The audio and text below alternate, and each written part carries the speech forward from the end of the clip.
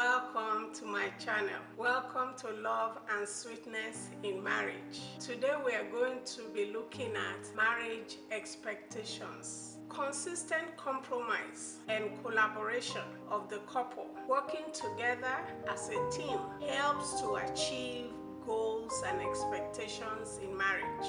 Acknowledge your strengths, your weaknesses, and most especially daily acknowledge God. There will be challenges in marriage. It is not a bed of roses. There will be trials and temptations. Expectations in marriage, for richer, for poorer, in sickness, in health, in struggles, and in victories. You say that all the time. Long term and short term, enduring to enjoy, impatient to dissolution. When you endure, you enjoy. When you are impatient, it leads to dissolution.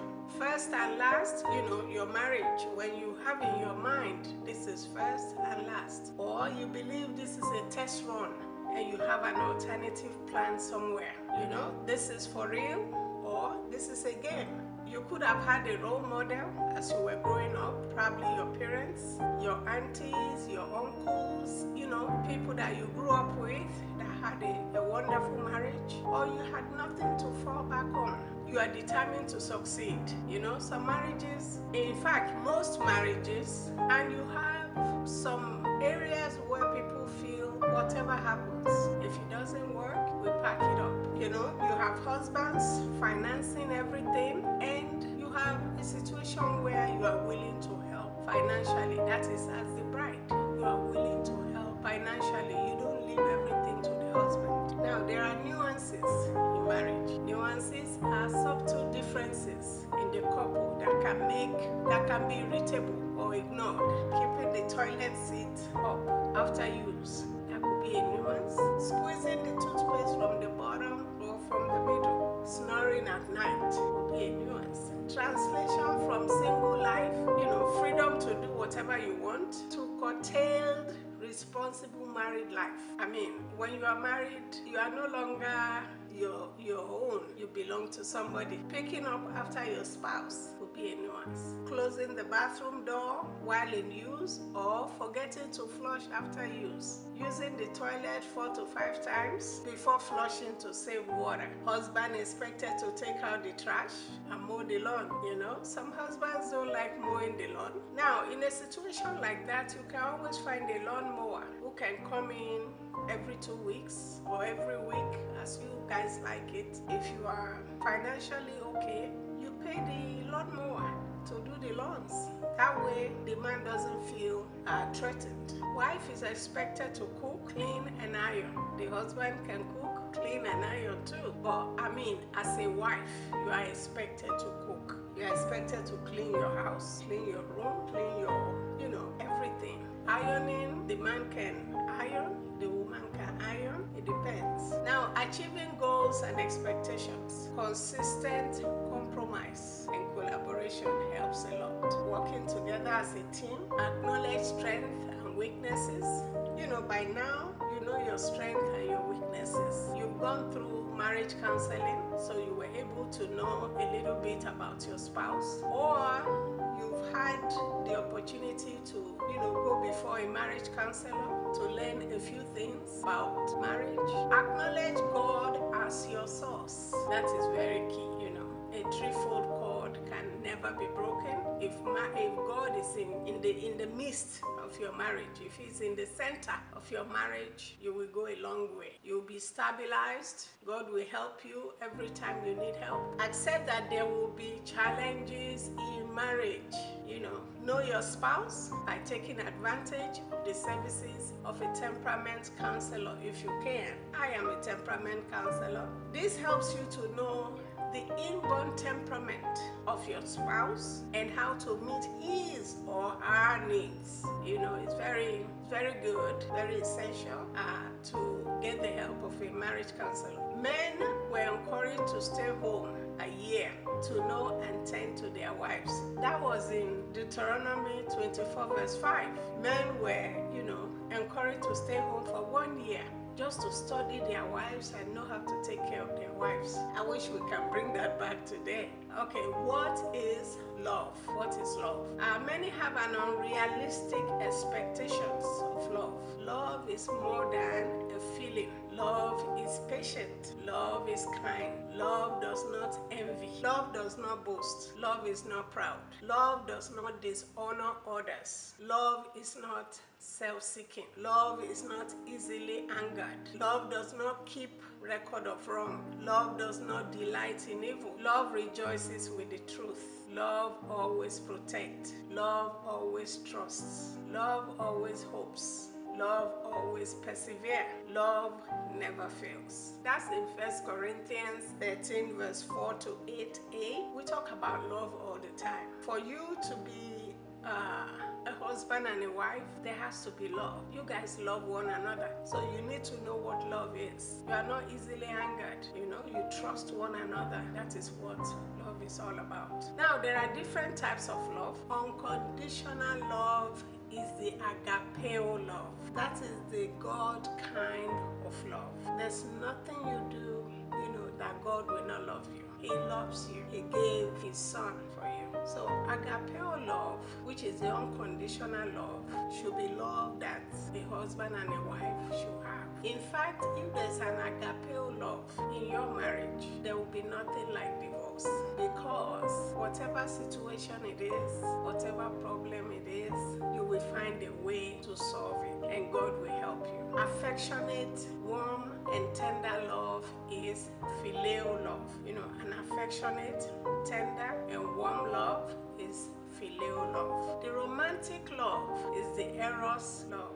The romantic love is the eros love. And the family love that is unjudgmental and makes you feel safe and comfortable is the storgio love. You have this love within families, brothers and sisters, parents and their children. That is the storgio love. Ludus love is the playful love. Mania love is the obsessive love. Pragma love is the enduring love. Philanthia love is the self-love. Love language.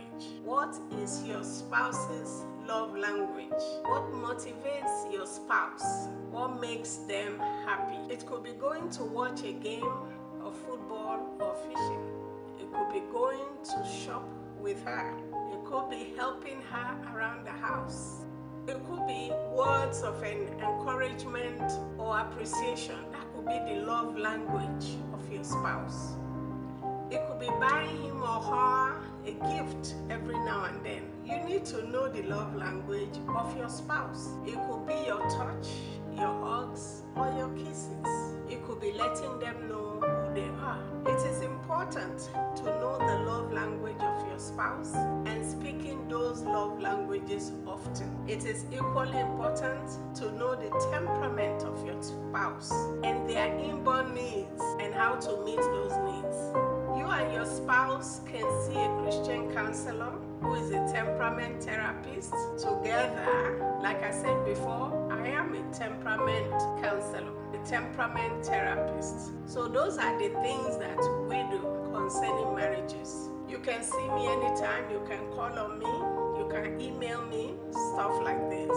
You and your spouse may fall into any of a combination of these 5 temperaments. So your spouse can be choleric, or you can be choleric. That's an extrovert, irritable. There are so many things that goes with a choleric. There are so many good things, that goes with a choleric. Or you can be a sanguine. Your partner can be a sanguine too. Optimistic, social. There are so many things that goes with that. Or you can be a melancholy. A gloomy, wants to be a lone person, and there are so many other things that goes with that too that are very nice. You can be a phlegmatic, unemotional, calm. Many things goes with being a phlegmatic. Or you can be a supine who loves to serve, who is weak and yielding, and there are so many things that goes with a supine. Either of you can be any of these things. But or you need to know in order to know how to serve them and to know their needs. There is much more about each temperament that is not enumerated here, both strengths and weaknesses. When you are aware of your spouse's strength, you can appreciate those and their weaknesses. You will better understand why they act the way they do and help to work with, minimize or eliminate the weaknesses. So that's a good area. Where you know the weaknesses, you help to eliminate the weaknesses. You help to minimize those weaknesses so that it's only the strength, that you see. Keys to realistic expectation. Do not be in it for a trial and error run. Do not be in it for a trial and error run. Your husband, your wife is somebody you want to be with forever. You don't want to be with them for a couple of years and then you guys break it up. Don't expect your spouse to wait on you hand and foot. Don't expect your spouse to wait on you hand and foot. Give and take. That's what marriage is all about. Don't expect him to pay all the bills while you keep your money. Share, give, let go, so that everybody is happy. Do you expect your marriage to be smooth always? No, don't expect that. There will be times where you will have difficulties here and there, but those are difficulties that can be attended to, that can be resolved. Do you expect your spouse to be perfect? Nobody is perfect, nobody. So don't expect your spouse to be perfect. Down to earth, you have to be down to earth. Okay, being down to earth means you pay your bills, and in a family, in order to do that, you look at each other, husband and wife, and then you figure out who is best to do this. It could be the wife, it could be the husband. If it's the wife, let her pay the bills. If it's the husband, let him pay the bills. You cook, you clean, and keep house. You both work, good work ethics. You wake up next to your best friend and love of your life every morning. How great is that? You see the real person you married every time, and you thank God for giving you such a gift. Now you have to make decisions with your spouse. You solve problems together. You don't run home to mom or dad. You plan your future together. No longer I but we, no longer mine but ours. That is what marriage entails. Woman, as a woman in the marriage equation, what are you expected to be? You are expected to take care of your man. You are expected to cook and feed your family. You are expected to respect your spouse. You are expected to honor your spouse. You are expected to submit to your spouse. You are expected to make him feel like a king. That is wonderful. That's what is expected of a woman. And many more things that are not, enumerated here. And then the man, as a man of the house, you are expected to submit to your wife, Ephesians 5:21. You submit to one another. You are expected to make her feel like a queen. You are expected to take care of your woman. You are expected as a man to protect her. You are expected as a man to provide for her. You are expected as a man to love her as Christ loved the church and gave his life for it. Amen. That is what the man is supposed to do for the woman.